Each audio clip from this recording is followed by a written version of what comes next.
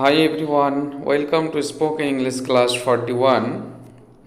Today we will learn use of being.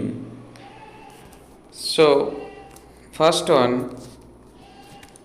being means হইয়া. I am being, আমি হচ্ছি.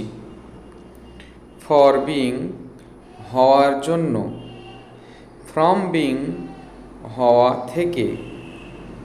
Before being হওয়ার পূর্বে. আফটার বিইং হওয়ার পরে. উইদাউট বিইং না হইয়া. নেক্সট, বিকজ অফ বিইং হওয়ার কারণে. ফর সামওয়ানস বিইং কাহারও হওয়ার জন্য.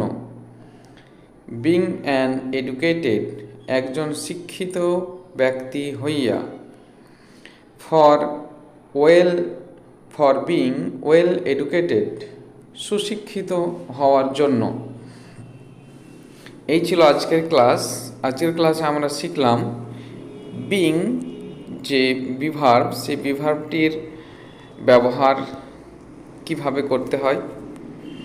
So I hope every class will be very helpful for learning spoken English.